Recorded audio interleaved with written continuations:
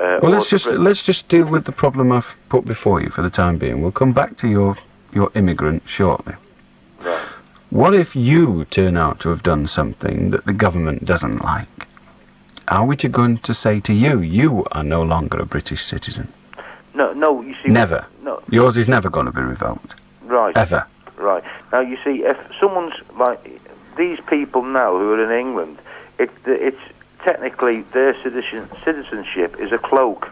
It's a means of escape, of a trial. If they cannot have their citizenship removed from them, then they're hiding behind a cloak so that no one else can get, either to a court, But we cannot, as a nation of people who believe ourselves to be just and believe our judicial systems to be just, we cannot hold the sword of Damocles above the head of somebody forever. We have to say, look, this person is at this moment accepted as a British citizen, and as such has all the rights of a British citizen.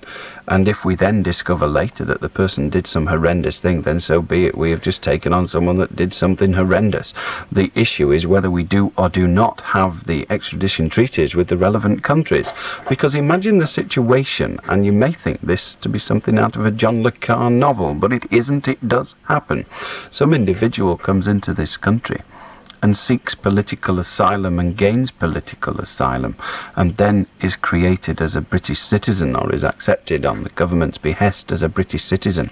That person may well be providing us with all kinds of clandestine information, all kinds of secret information, and may indeed earn British citizenship by all the things they've done for this country. Are we then to extradite them back to their own country at some later date when they cease to be useful because we have removed their citizenship and because they've been ever so naughty in their own country? No, well, that's an example what, you'd be prepared to keep.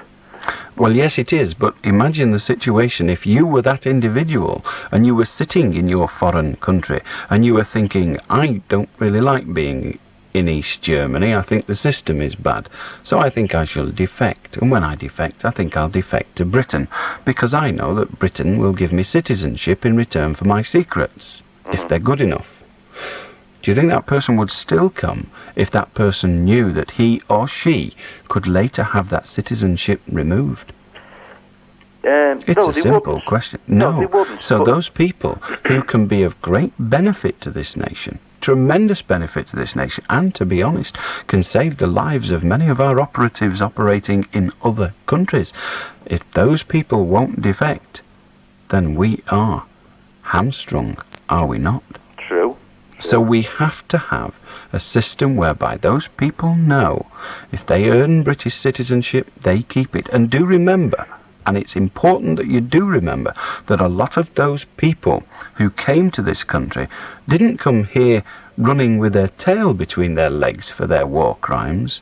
They were brought here by our government because we wanted the information they had. We wanted the scientific secrets that many of them had, and we wanted other secrets too. We wanted secrets of what the Russians have done because we wanted to use it to start the Cold War against the Russians. So we have traded with those people. This nation, your representatives, my representatives, I wasn't born, but they were still my representatives, have traded with those people. That, as far as I'm concerned, is dishonourable enough. But to now demand back your 30 pieces of silver, I think is still more disgraceful. Even the Pharisees didn't do that. No, but you see, the way things are now with this common market, if we haven't got, for argument's sake, an extradition treaty with Denmark as an example, and they wanted to pursue it further, they go to the Court of Human Rights, because if it's a crime against humanity, then England gets its arse kicked by the Court of European Court. First of all, allow me to tell you that in order to be subject to the European Court of Human Rights, you have to actually be involved with all the nations, and there is extradition treaties between all the nations that are subject to the European Court of Human Rights. So your example falls. But your example falls. It is an unrealistic example. It is an impossible example. But if the court, there is no but. That's it. No, if the Court of Human Rights, or the European economic, you know, Look, Brian, the European Court of Human... Listen, Brian, the European Court is a club. The European Court of Human Rights is a club that we have joined. We have agreed to obey the principles laid down. We actually were part and parcel of the negotiation and creation of those principles. We have agreed to them. Yeah. If we now disagree with them, then we should get out the club. If we're not prepared to get out the club, then we must obey the rules of the club. Okay? Alan, I'll tell you what, I think I'm bored you now, my friend. You've been boring me since you came on, but that's another story. Okay, anyway, thanks for an interesting What you really mean, conversation. Brian, is you're not making much progress. But thank you. Goodbye. Okay. How do, John? Hello. Hello. I'd like to speak about Australia, please. Then speak. Well, I went there in January, and I thought that I travelled all around. I went to visit relatives, you know, in Sydney, and went to Melbourne as well. Went up to Alice Springs and Darwin. I thought the people there were very sexist against women, and I thought even though we enjoyed the sightseeing, and I thought that the weather was lovely. It's not like here when we our cold weather. Went there in the summer, and I thought the weather. But I thought the people were very. Besides being a bit rough and that, I thought they were very sexist. You know. Well, it was generally only the men, I'm sure. Oh, well, obviously the men, yeah. Yeah, well, I agree with you. I went to Alice Springs, and I seen some lovely sights. But when I was in Melbourne, people I was speaking, were you there, Alan, Melbourne? Why do you want to know that? Well, someone said to me you were there. Oh, yeah. Well, go on. Well, he said you were a total failure on the radio. I don't know. I said, well, he's good where we live. That's what he said. What did you do there? Oh, well, obviously, I totally failed. Well, he said he's good where we are. I told him what you do here in Preston. He said he's totally... And did he tell you what... He's totally incompetent. Did he tell you what I did there? He just said you're on the radio. What did you do? You like did this? he say what I did? That's all he ever said. He said, why? What was wrong? He said, oh, no way do you go on there. You know, rambled on. Wasn't really listening to him. Bit of a divvy.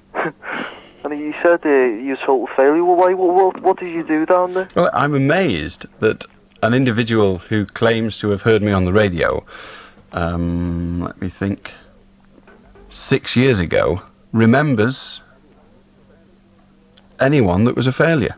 Well, that's what I said to him. I said, I'm glad you had the wit to remember that anyway. But never mind, if he says it was a failure, I must have been. Please listen to my ditty. It may not be very witty, nor even slightly funny, but it will help save you money. For me, from cradle to grave, I aim to shop and save. I buy out I need, for next to nought indeed. There's meat and veg and cheese and pigs and booze and clothes and cards and sweets and pigs and pet food and household things.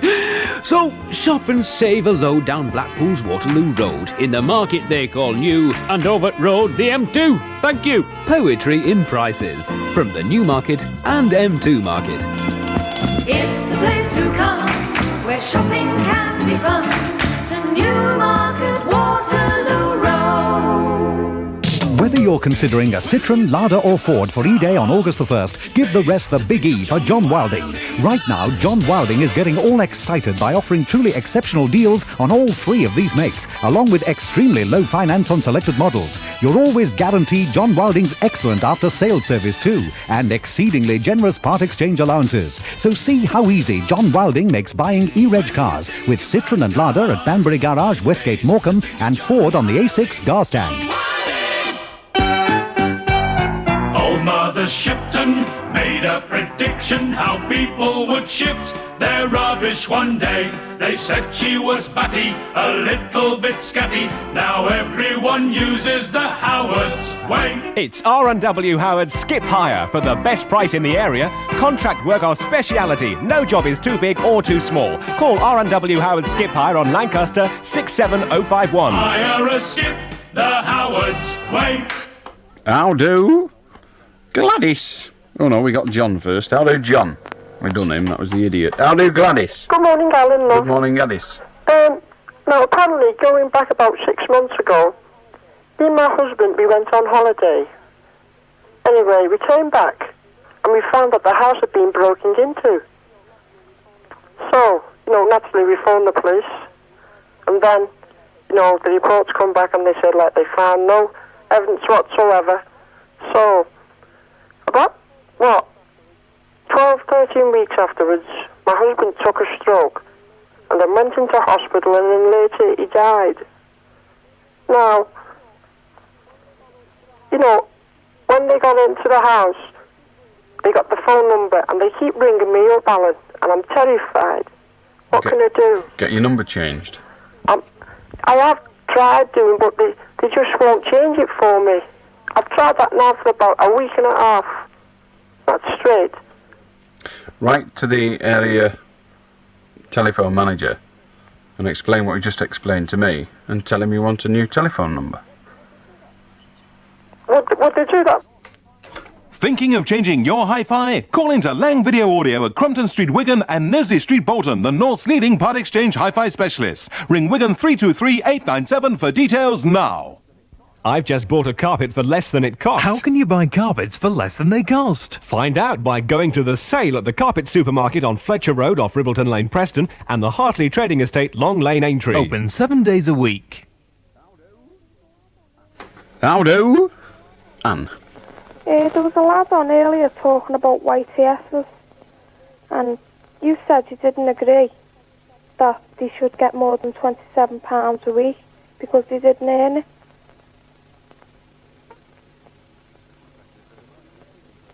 Well, thank you for reminding me. You seem to have nothing else to say. How do, Roland? How do, Steve? How do, Alan? What do you want? I want to talk about this crossword that I'm doing now. I'm stuck on one. There's just one that I can't get. It's a postman beginning with P. Don't know. You don't know? No, I can't think of it.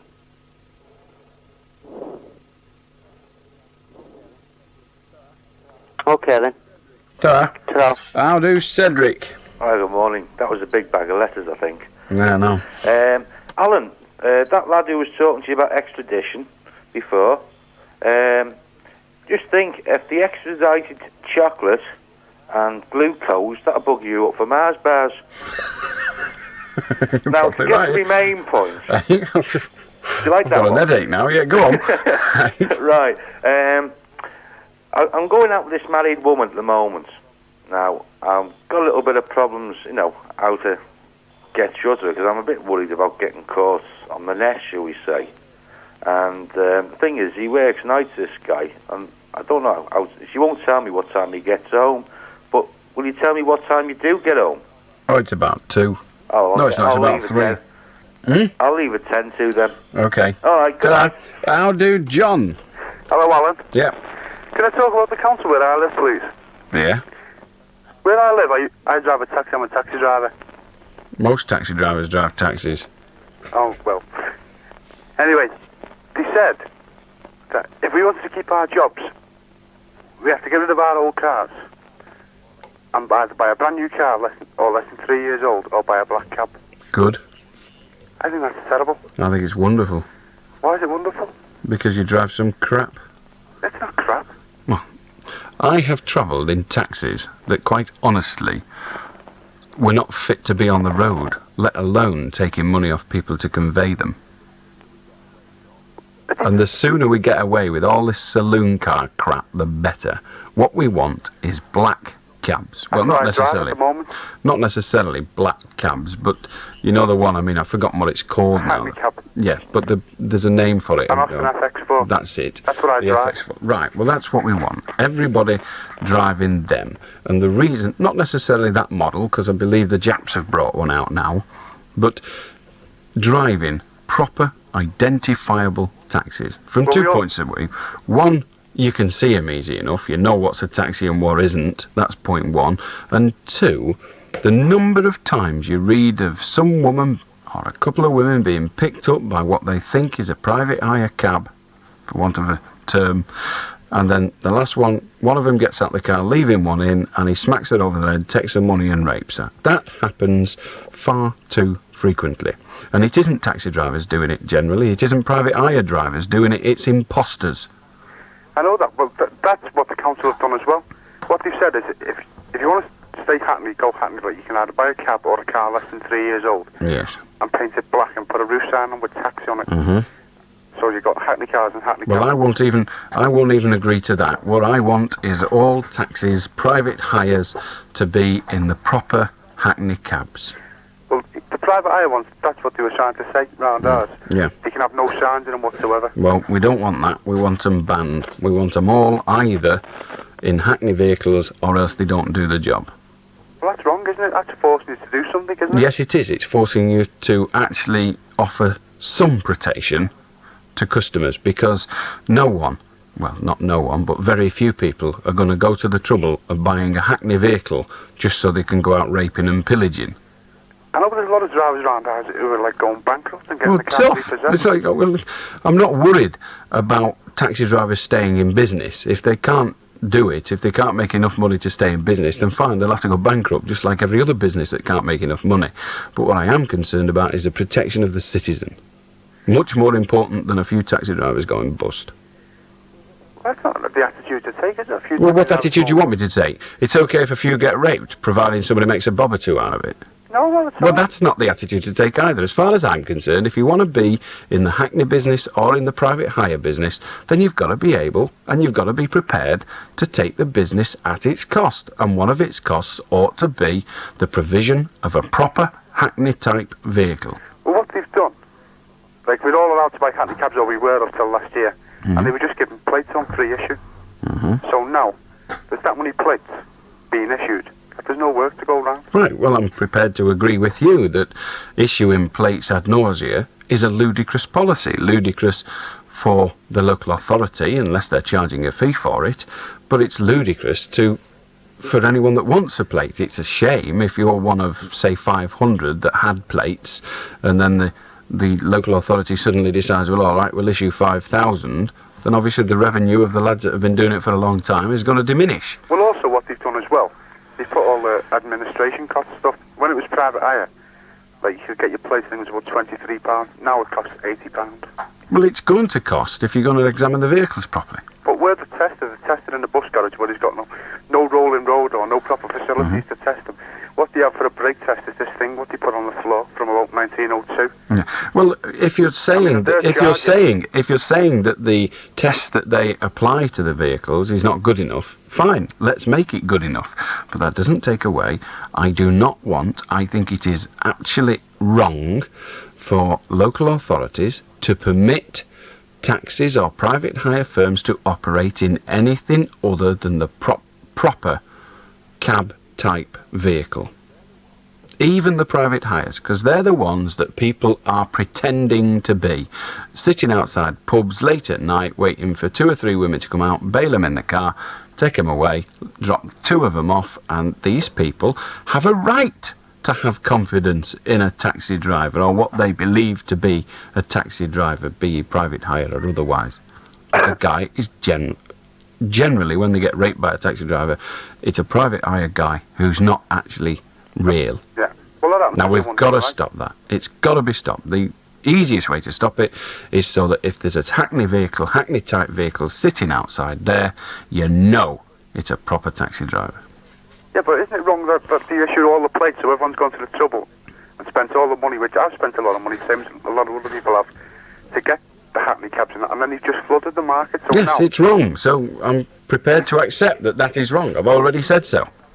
Oh, all right then. All right. See you, Alan. Ta-da. I'll do to no one, but we will talk to Anne next. Have you got a Red Rose Radio 7-Up car sticker in your car? If not, get one now, as we're giving away £5 a day, Monday to Friday, throughout July, August and September to owners of cars seen with one of these stickers. To get your car sticker, send a stamped addressed envelope to Red Rose Radio Promotions, P.O. Box 301 Preston, and tune into Red Rose Radio to see if your car's been spotted. This promotion is run in association with Red Rose Kitchens of Moorbrook Street, Preston. Please listen to my ditty. It may not be very witty, nor even slightly funny, but it will help save you money.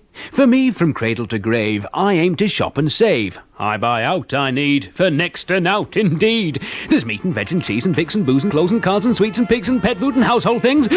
So shop and save a load down Blackpool's Waterloo Road, in the market they call New, and over road the M2. Thank you. Poetry in prices, from the New Market and M2 Market. It's the place to come, where shopping can be fun. The Newmarket Waterloo Road. A Are you thinking of buying a house and looking for a mortgage? Why not move in the right direction by contacting Pioneer Mutual, who can help you select the most suitable mortgage. We have 100% mortgages available, subject to status and valuation. And even if you haven't found your ideal home yet, you can take advantage of our mortgage reservation facility, especially designed for the first-time home buyer. Don't get bogged down in the mortgage jungle. Move in the right direction with Pioneer Mutual. For more information, call Joan now at Pioneer Mutual on Preston 58833. That's 58833. Every time you hear this sound, you'll know another car's being sold in Mr. Smith, the Nissan Man's 300 Car Challenge. And that means another £20 to the National Children's Home. If you want a new or used car, I'll do everything in my powers to guarantee the best deal. Prize draws here, offers there, and massive savings everywhere.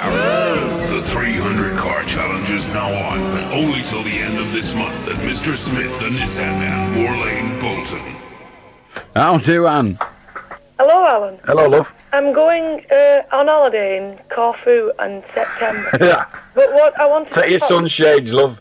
Pardon? Take your sunshades. Yeah, I know, I've heard about the heat wave. But what I wanted to ask you about was, well, my sister went, well, she didn't go Corfu, she went Crete in last month. And while she was there, she stood on a sea urchin. Like, it's genuine, this. She stood on a sea urchin. And it's all come up swollen. And it left its spikes in her foot. Which, well, when the rep came round at night, what sorted them every night, like, she said, what shall I do about this? He said, well, go to the hospital immediately.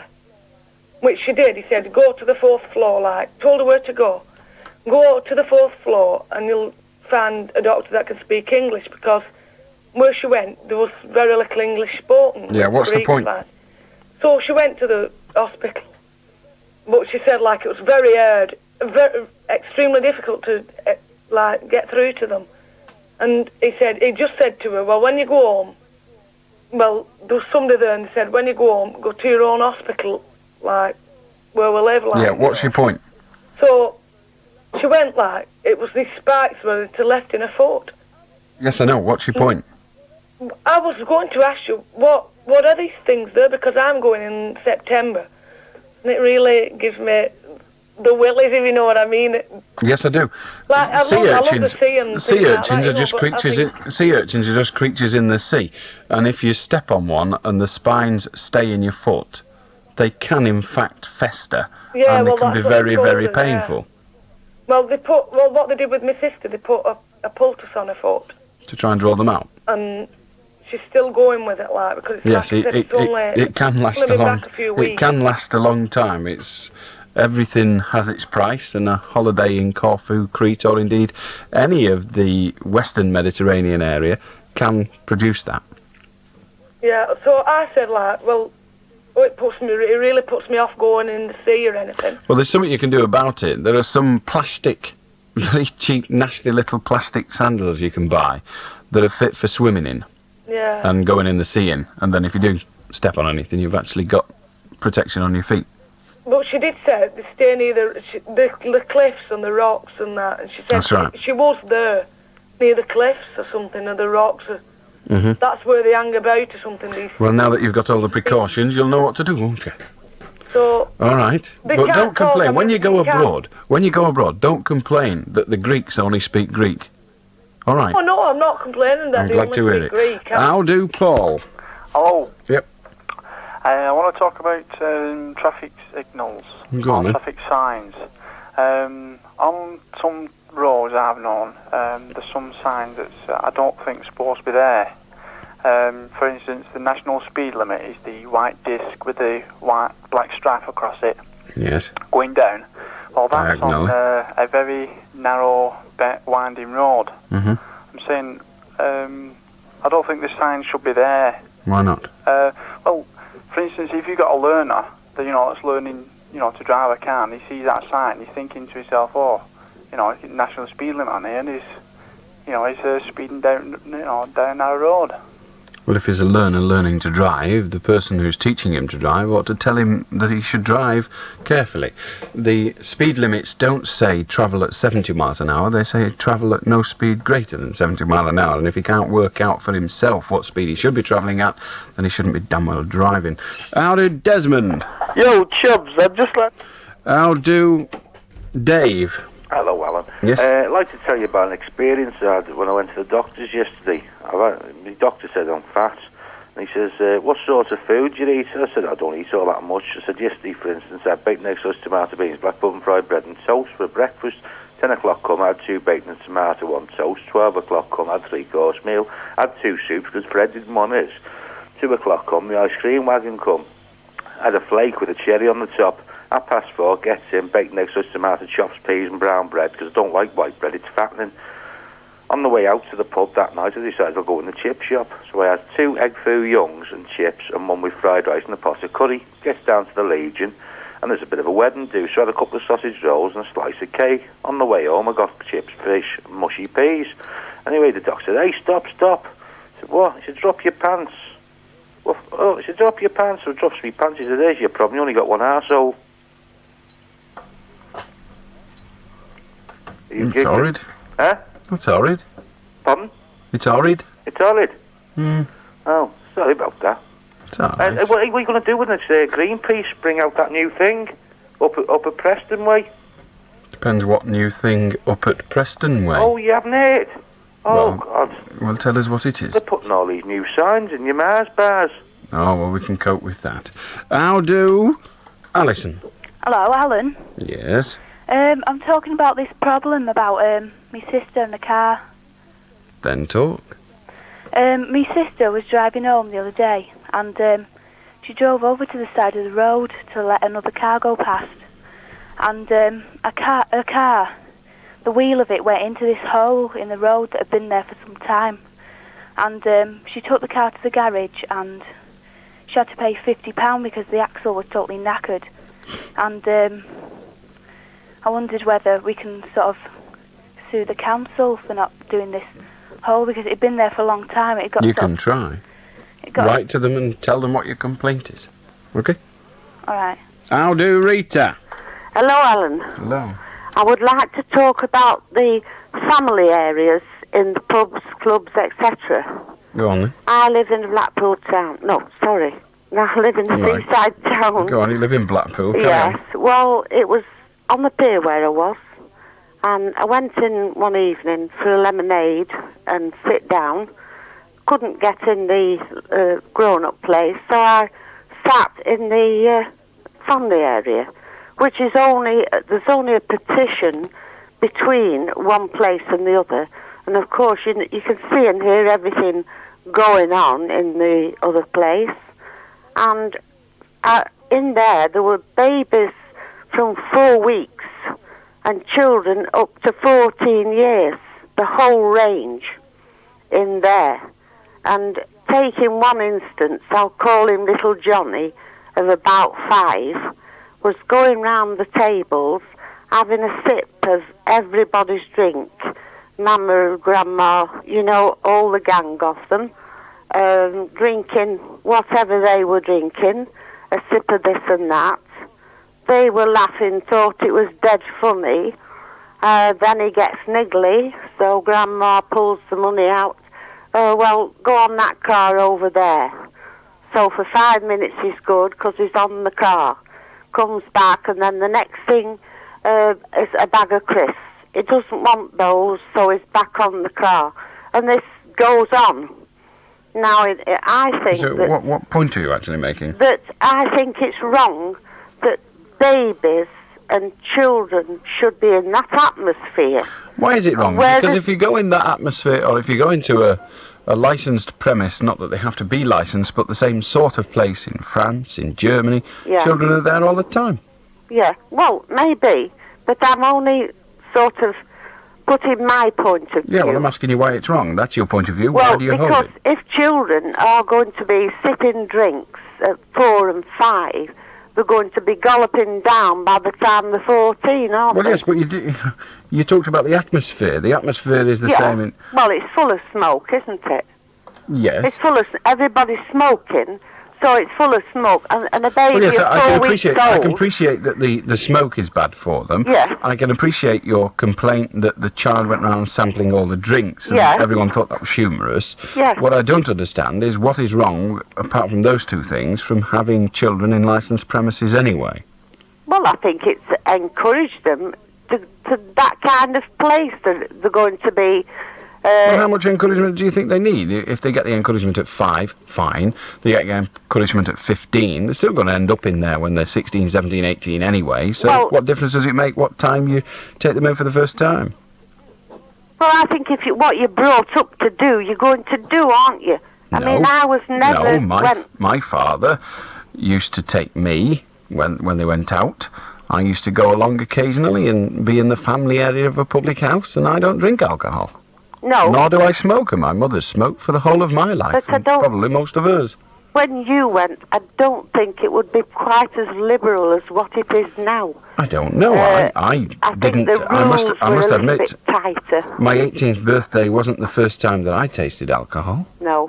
Well, I never did, so I Well, mean... fine, you never did. But what I'm no, saying is, and I never encouraged my child no, to I'm do not it saying you either. did. What I'm asking you is, what is wrong?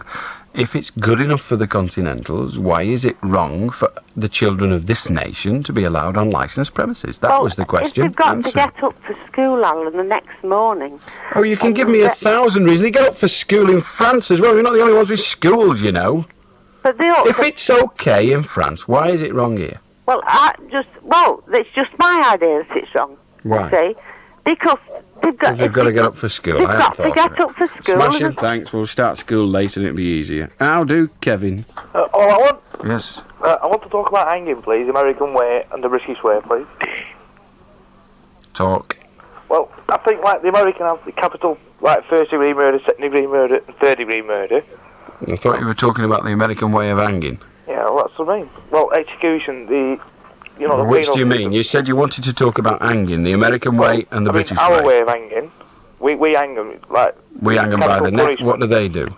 Well, they gas them and all that. Well, they don't hang them by gassing them, do they? Well, no, but No, so you the don't want death to... penalty, So, hang death on a minute, penalty. hang on a minute. So you don't want to talk about hanging at all? Well, it's what I mean by hanging was it capital punishment. Well, hanging's only one form of capital punishment. So you want to talk about capital punishment? Yes. Right. And how it should be. Well, I think, like the Americans have first-degree murder, Yes. and that, in my opinion, in first-degree murder, it should be a death penalty. Why? Well, it is first-degree murder, isn't it? Well, obviously it is by definition. I asked you why they should be put to death for it. Well, to be tried, and it's Yeah, I know they'd have to be tried. I'm asking you why they should be put to death for it. because it's first-degree murder. Yes, you said that. I'm asking you why they should be put to death for it. Well, it should. Yes, I'm asking you why. You did say they should. I'm asking you why they should. Because it's premeditated. They're doing Yes, exactly I know what they're that doing. as well. Would you tell me why they should be put to death for it? Because it's taken a life. Premeditated. Yes, so is intentionally. capital punishment. Capital Intentionally. punishment is taking a life intentionally. Yes, well. Let me give you a scenario. Okay. 4 guys walk into a pub. They put a bob. I should be so lucky. They put a bomb under a seat and they walk out. Yes. 2 hours later, the bomb goes off and blows, 18 people to their deaths and 1 or 2 others maimed. Yeah. Those 4 men are brought to court. Those 4 men are tried. Yeah. Those 4 men are found guilty of that crime. What should happen to them? Well, that is different, isn't it, in a Is way? it? I Because don't know. You tell me how different it Because is. anything I asked you, could- look, I'm not interested in whether it's different or not. I gave you an example. Give me an answer. What should happen to those 4 men? that's not first-degree murder. I asked you a question. What should happen to those 4 men? They should be tried on, say, second or What third-degree murder. should happen when they have been convicted of that case? Are you saying that was not pre-planned? It was pre-planned, yeah, but it wasn't Oh, first-degree it wa- murder, was why it? wasn't it? Do you think they left it by accident? Do you think they were actually on the way to the cafe where they meant to plant it? No. So they plant a First-degree bomb. murder. They plant a bomb in a public house, Yeah. and it's not first-degree murder. They calculate which pub. They calculate the strength of the bomb. They calculate how to get it in there and left there. And you say that is not first-degree murder. No, that's not first-degree murder, no. What is it then? That is... That's first-degree murder in the American system. Very definitely. Premeditated, inevitable death as a consequence of your premeditated premedicated act?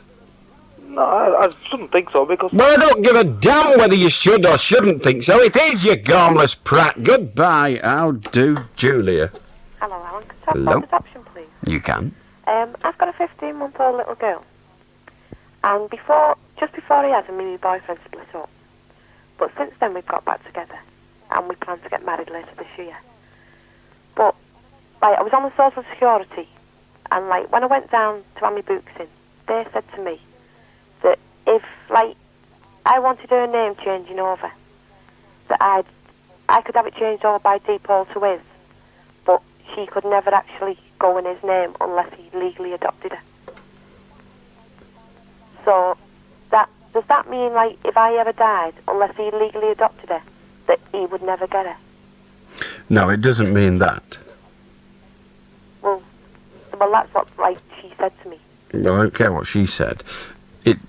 You see, the way you phrased your question was, if you died, does it mean if you died, he would never get her? Well, she said to me, that if, never mind what she said to you, and never mind what you said to me. Let's deal with what the situation is, should we?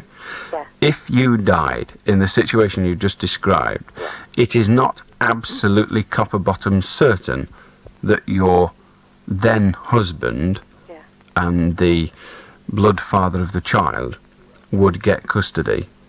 But who else is going to get custody if he doesn't?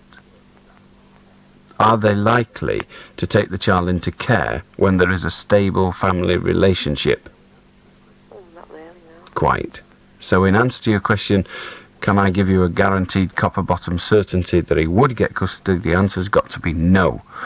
But the likelihood of him not having custody, you would have to convince me that there's a good reason for somebody else to have that custody. Yeah. All right. Okay, thanks Cheers. very much, Alan. Bye-bye now. Bye. I'll do to our final caller this evening, and that is Trevor. Hello, Alan. Hello. I've listened to your show now for a long time. It's a programme. What do you want? The programme is, Alan, why, oh why, would you ever go to another station? Why not? I can see you yawning through the night, children. Thinking of changing your hi-fi? Call into Lang Video Audio at Crumpton Street, Wigan and Nesley Street, Bolton, the North's leading part exchange hi-fi specialists. Ring Wigan 323 897 for details now. It's everybody's idea of a trip to paradise, a holiday in Hawaii. And it's probably your idea of a holiday that's way out of reach. But now, for Red Rose listeners, that idyllic Hawaiian holiday is genuinely affordable. For £599, we'll spend 2 nights in Los Angeles and 9 in Hawaii. The price includes transport, flights and hotel accommodation. When you consider the standard airfare alone is nearly as much as that, I think you'll agree this is an outstanding holiday offer. We leave on the 2nd of November, but you must book as early as possible to guarantee your place.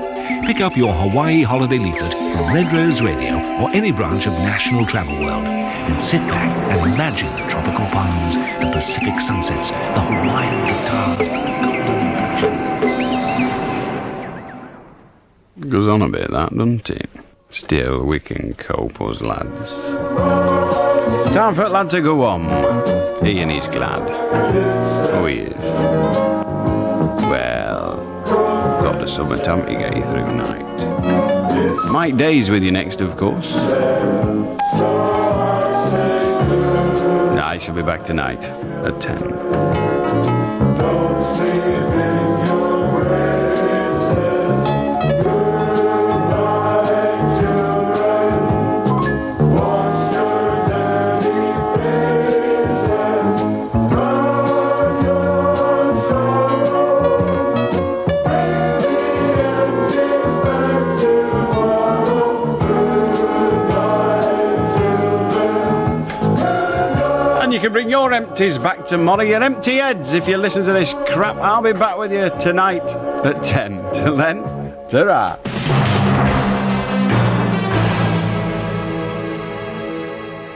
The 2 o'clock news, this is Sarah Jones. Environment Secretary Nicholas Ridley will be going back to the drawing board at his department today following the failure of the Cabinet to agree on how to bring in the new poll tax. Mr Ridley's been told to draw up a list of pros and cons on the way of introducing the controversial replacement for rates in England and Wales. From Westminster, Judith Dawson reports. There's now a deep split between ministers as to the best way to actually scrap the rates and replace them with a charge to be paid by every adult in the country. One group wants to phase in the new tax in an effort to soften the blow, but the other says this will cause chaos and could, moreover, lose the Tories the next election as a consequence. They believe a clean break is the best way. The political pressure on Mrs Thatcher and her ministers to get it right is intense, but they're still a long way from reaching agreement. Judith Dawson, IRN, Westminster. A Lancashire schoolgirl has died after crashing through a plate glass door while roller skating. 8-year-old Janine Kay was playing on the pathway of her home in Blackburn when the tragedy happened. Rob Jaskowski reports.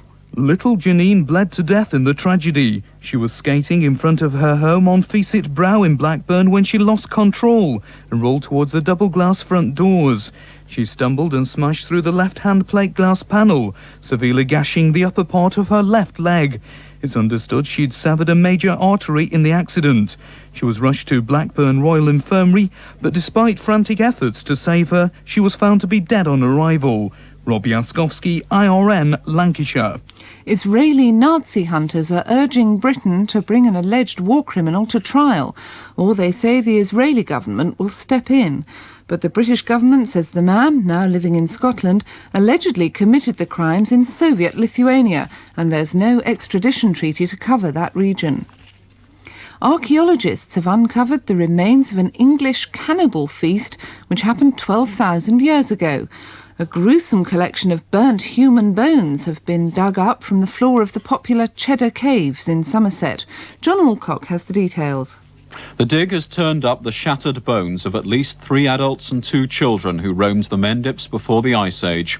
The archaeologists say the cave dwellers had been butchered with flint knives and axes, and then cooked by cannibals who even gouged out their victims' eyes and tongues. One skull is almost complete, and the experts from London's Natural History Museum say the prehistoric remains are the most important and exciting ever found in Britain. John Alcock, IRN, Somerset.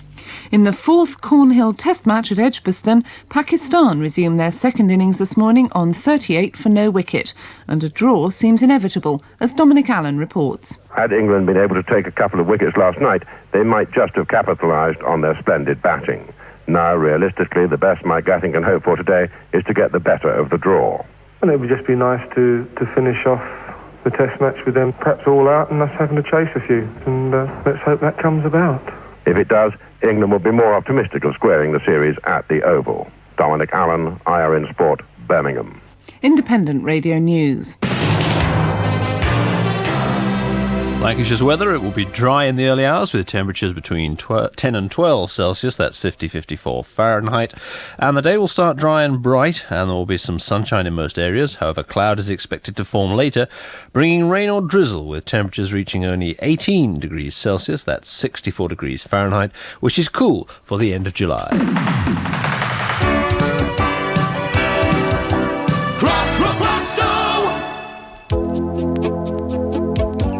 Okay, very good morning to you and welcome along to Nightline on this Tuesday morning. Mike Day with you through until 6 o'clock. Nice to have your company. We've got some competitions, we've got a quiz, and we've also got some good music to help you through the wee small hours.